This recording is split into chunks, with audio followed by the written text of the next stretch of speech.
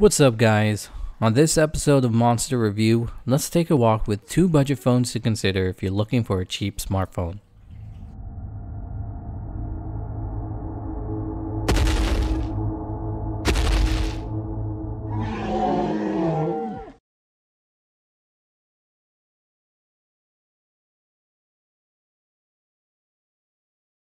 So budget smartphones are phones that mimic the same functionality as a flagship phone, but cost less than half of what a flagship phone costs. It can even cost far less than that, as I'll go into that later. But budget phones are a great alternative to a flagship phone simply because not everyone has $700 lying around to throw at a smartphone. And with subsidized plans completely gone, a lot of eyes have been on budget phones lately. So the two phones that I have with me are the kind of phones that you would get if your flagship device bit the dust outside its warranty range, or your kid is ready for their first smartphone, etc. Whatever the reason may be, you've considered purchasing a budget smartphone. Otherwise, I don't think you'd be sitting here watching a video on them. You would think that getting a budget phone is easy. Get the cheapest one you can get, and that'll be the biggest bang for your buck, right? Well, not really. Let's take a look at two budget phones that I've tested vigorously. So first, we have the BLU Advanced 5.5 HD, and as simple names come, this one has the simplest name ever. But yet again, most BLU phones have simple names. This sports a 5.5 HD 720 by 1280 bright screen display, a 1.3 GHz quad-core processor, 1 GB of RAM, 8 GB internal storage with the option to expand via microSD up to 64 gigs, Bluetooth 4.0, wireless 802.11 B, G, and N, 8 megapixel rear camera with flash, and the ability to record 1080p video. It has a lens aperture of 2.4, 5 megapixel front-facing camera with flash, lithium-ion 2500 mAh battery, and Android 6.0 Marshmallow. The cost is $89.99 on Amazon. Now, the second phone we have is the Moto G5 Plus.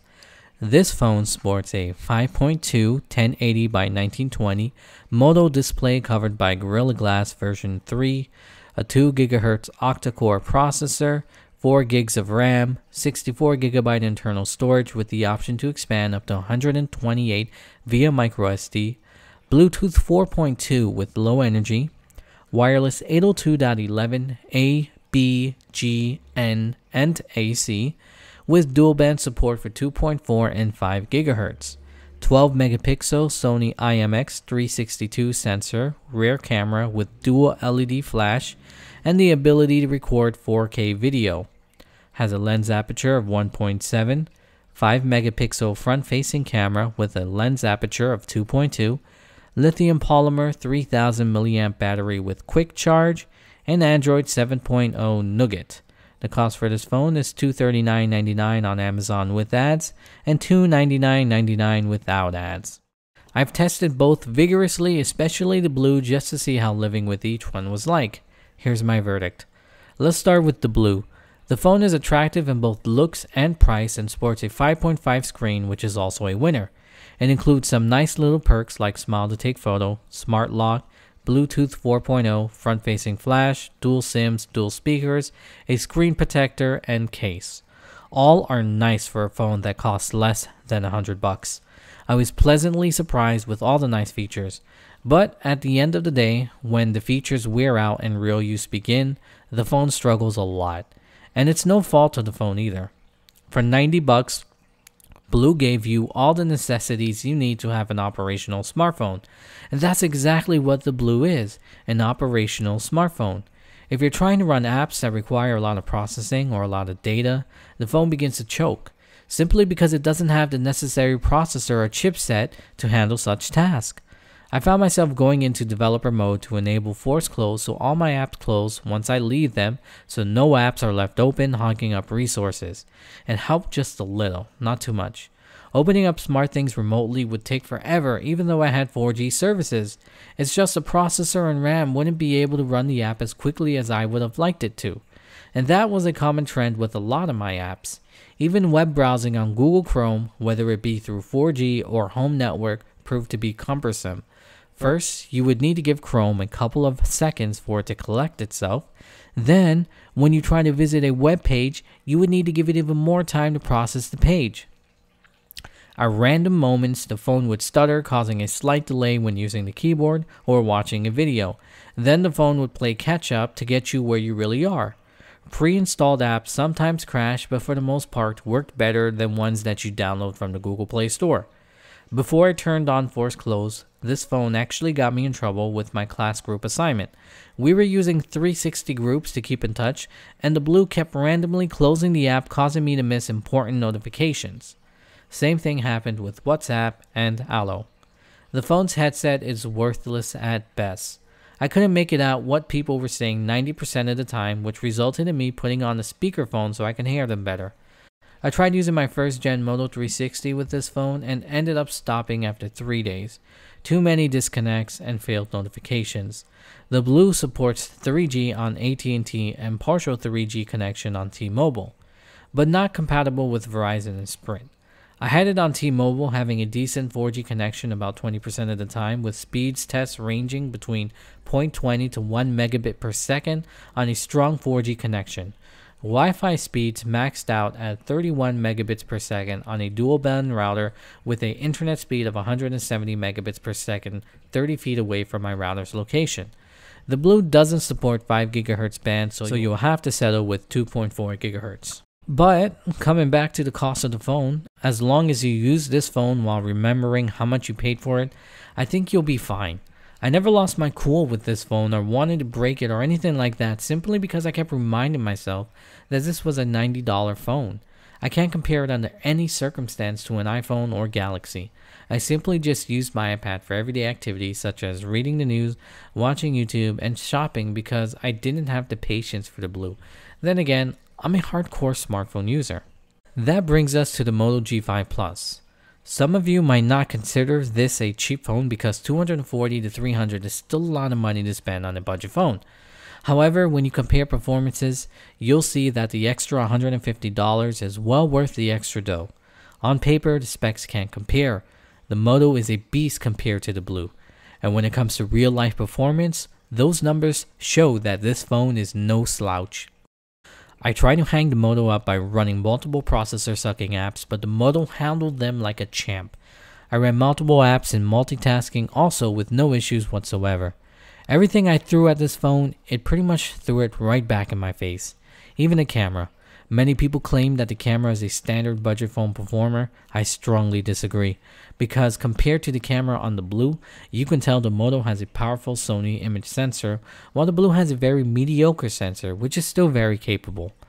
The major difference among the two were really in color. I took pictures minutes till sunset. The BLU took, and no pun intended, pictures with a blue tint. The Moto took pictures with an orange tint. You might argue that the BLU is more true to color, and you might be right. But I love how the Moto highlighted the sunset light and produced a warm photo instead of a cool one like the BLU. But both phones took awesome pictures in my book. When it comes to macros though, the BLU had a hard time bringing the zoomed up image into focus. So not only do pictures come out great on the Moto, but the added ability to record video in 4K makes the deal even sweeter. Somehow, Moto even found a way to throw in a fingerprint sensor that works great. This again is amazing. To make it even more mind-blowing, the sensor can double as a virtual button, something that the BLU lacks. It relies on on-screen buttons for navigation, which I absolutely hate. They also get in the way when typing or just using the device in general. Some more added benefits is being able to set the focus, white balance, ISO, and exposure manually while in professional mode in the camera app. This phone also lets you take slow motion videos. You get the added benefits of chop for light, double twist for camera, and added glance notifications so you can see important notifications on your lock screen without waking up the device. You also get some gimmicky features like swipe to shrink screen, pick up to stop ringing, and flip for do not disturb. I turned off the last one because it kept putting my phone in do not disturb mode. You also get HD voice included at no extra cost, assuming that your cell provider supports HD voice. No issues hearing the other party or them hearing me. And when HD voice kicks on, the quality is amazing. I have to admit, The notifications at a glance feature along with the fingerprint sensor is by far the best thing this phone has to offer that you're just not going to get on a $90 phone. This phone works great with my Moto 360 unlike the BLU. Connects fine, stays connected, and delivers my notification as it should. And the ads, if you're wondering, are not really noticeable. It shows on the lock screen and that's it. It's easy to ignore and put it out of your mind. So for me, it doesn't bother me one bit. Provider network speeds are another deciding factor between the two. The Moto supports LTE while the BLU only supports 4G. The Moto is cell provider friendly, which means it supports 4G LTE, CDMA, UMTS, which is also HSPA+, and GSM Edge. I ran a general speed of about 0.5 to 20 megabits per second. That's a lot different than the 40 to 60 megabit per second I used to get on a T-Mobile branded iPhone 6. The download speed connected to a 5 GHz router was pretty impressive. I maxed out at about 74 megabits per second on a 5 GHz line about 30 feet away from my router. Again, top data download speed for me is 170 megabits per second. And just to show you how performance varies on the two devices, let's run a Geekbench test. Now, running Geekbench on both devices, you see that the Moto has a score of 836 for single and 4165 for multi-core. That's crazy fast. The BLU has a single core score of 411, almost half of the single core of the Moto, and 1148 for multi-core, which is 3,000 points lower than the Moto. The comparison between the two is so great, I almost feel bad for putting the BLU against the Moto. And now let's just do a non-scientific test on the speed for both devices.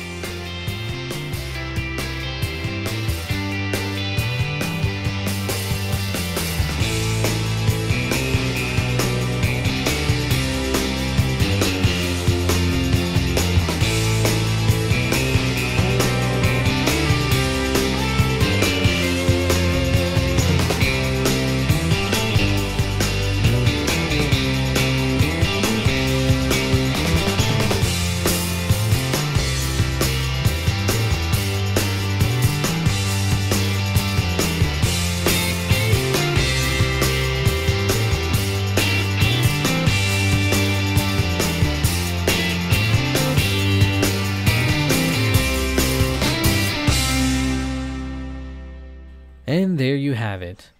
So if you're looking to save the most money, the BLU probably looks very attractive to you. However, keep in mind that this is in no way a solid performer. It's a good smartphone for 90 bucks, a nice phone for someone looking to jump into the smartphone world, but anything more than that, then this phone will have you swearing up and down, especially if you're used to a flagship phone like the Galaxy or iPhone. If that's the case, then the Moto is definitely the phone that will give you the most bang for your buck. Moto is the king of budget phones for a reason. All in all, you can't go wrong with either devices. It really depends on your application or device usage. If you want a device that's smart, but you really just want it to receive and make phone calls, then the BLU will not disappoint you. But if you rely heavily on a smart device and you need a budget phone that can keep up with you, then you're going to need the Moto. Hope I helped making a better informed decision. Let us know your thoughts in the comment section below. Thanks for watching and have a good one.